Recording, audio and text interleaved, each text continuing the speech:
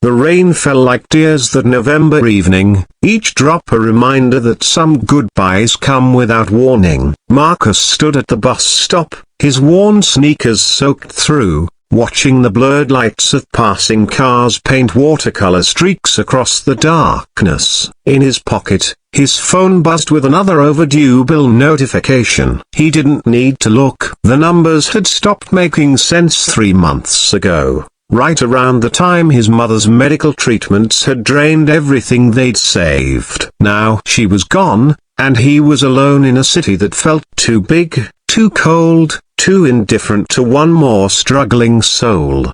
He almost didn't notice her at first. She sat at the far end of the bench, a slight figure hunched against the weather, her grey hair plastered to her forehead. Her hands trembled as they clutched a plastic shopping bag, and even from several feet away, Marcus could see she was in trouble. Her breathing came in short, desperate gasps, and her lips had taken on a frightening blue tinge. "Mom?" Marcus moved closer, his own problems suddenly insignificant. "Mom, are you okay?" Her eyes found his, and in them he saw fear and something else. Something that looked like resignation. My inhaler," she wheezed, her hand weakly gesturing to the bag. "Can't breathe." Marcus dropped to his knees beside her, ignoring the puddles soaking through his jeans. His hands shook as he fumbled through her bag, past a worn wallet,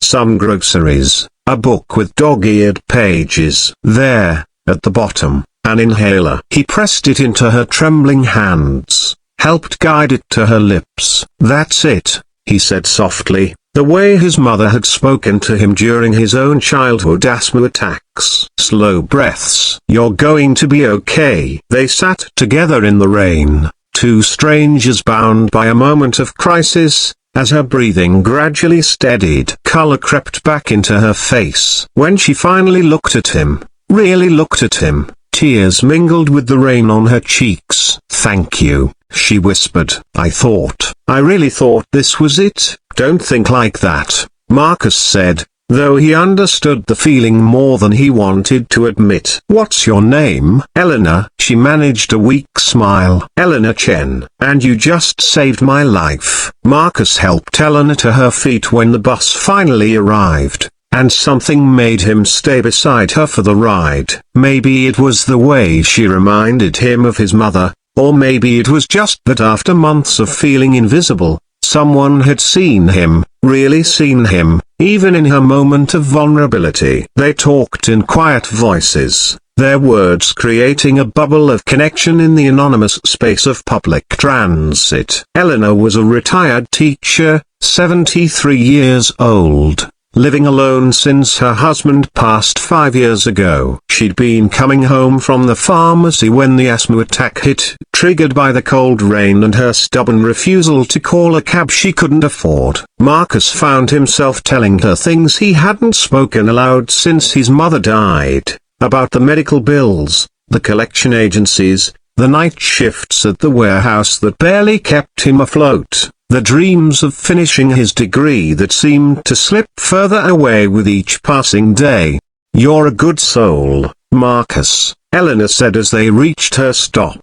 She scribbled something on a piece of paper from her purse. "This is my address. Would you come see me, maybe Saturday afternoon? I'd like to repay your kindness with a proper meal." Marcus wanted to refuse. He didn't save her life for a reward. But something in her eyes, a loneliness that mirrored his own, made him pocket the address and nod. That Saturday, Marcus found himself climbing the stairs of an old brownstone, the address leading him to a modest apartment that smelled of jasmine tea and old books. Eleanor answered the door with a smile that transformed her entire face, and suddenly the dimly lit apartment felt warm, alive. But she wasn't alone. "Marcus, I want you to meet some people," Eleanor said, leading him into the living room where 3 others sat around a coffee table covered with notebooks and papers. "This is David, a social worker. Rachel, she's a lawyer who does pro bono work. And Thomas,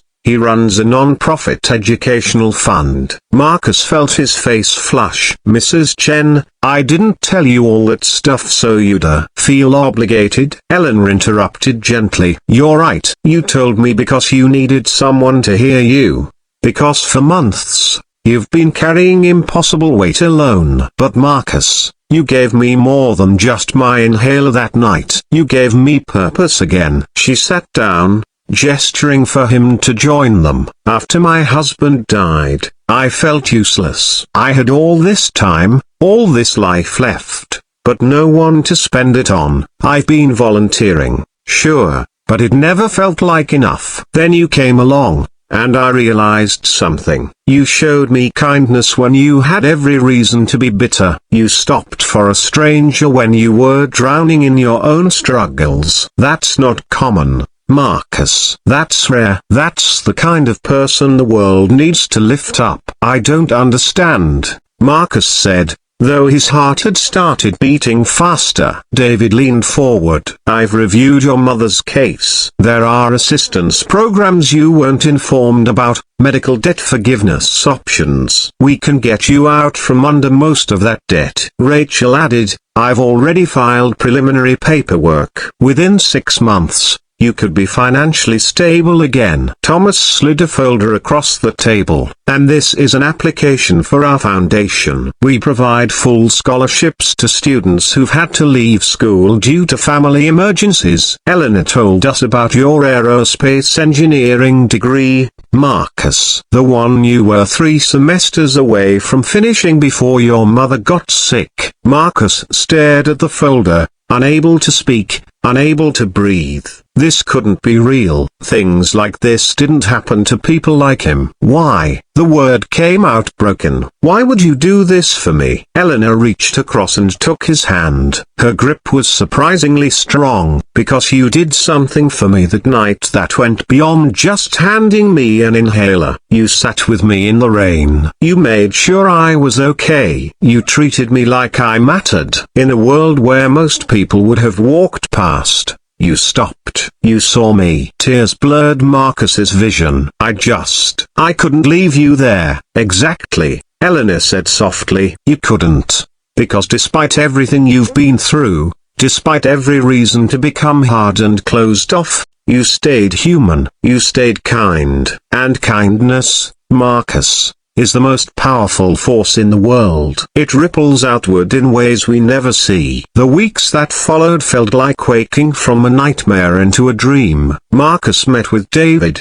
who connected him with programs that reduced his medical debt to manageable payments. Rachel's legal work uncovered billing errors that eliminated thousands of dollars he didn't actually owe. Thomas fast-tracked his scholarship application, and by January, Marcus was re-enrolled at the university, his tuition fully covered. But more than the practical help, it was the community that saved him. Eleanor became a fixture in his life, a surrogate grandmother who checked in on him, invited him to dinners, introduced him to her circle of retired teachers and volunteers who treated him like family. Through them, he met other students who'd faced similar struggles, and slowly, the isolation that had been suffocating him lifted. One evening in March, Marcus sat with Eleanor in her apartment, helping her organize boxes of books she was donating to a school library. Rain pattered against the windows,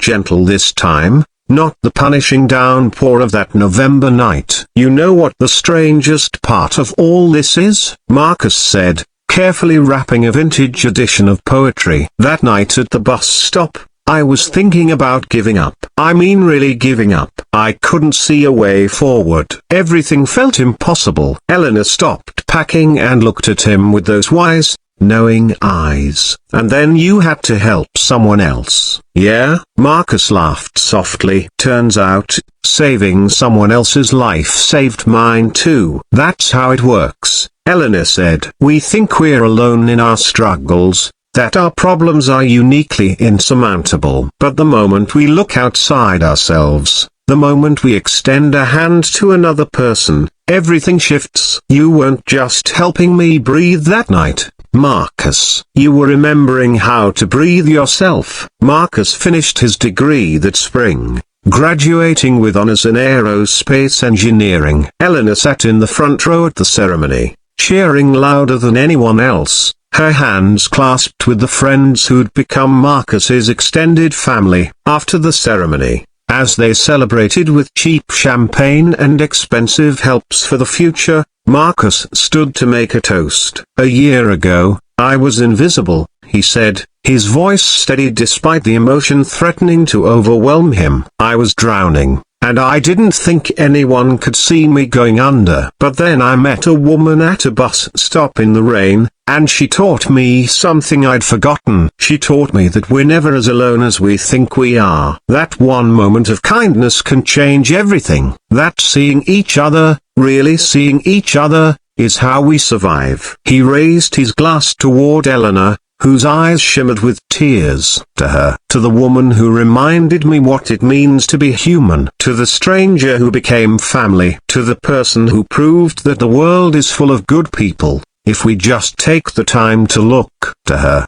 The room echoed, and as they drank, Marcus caught Eleanor's eye across the crowd. She smiled at him, and in that smile was everything: gratitude and pride, love and hope, the acknowledgement that they had saved each other in ways that transcended that rainy November evening. Because that's what kindness does. It doesn't just help in the moment. It echoes forward, transforming lives in ways we never imagine, connecting souls across the vast loneliness of existence, reminding us that we matter, that we're seen, that we're not alone. And it starts with one person stopping in the rain for another. With seeing someone's struggle and choosing, despite our own pain, to reach out. With understanding that humanity isn't about grand gestures or heroic acts, but about the small, crucial moments when we choose compassion over indifference.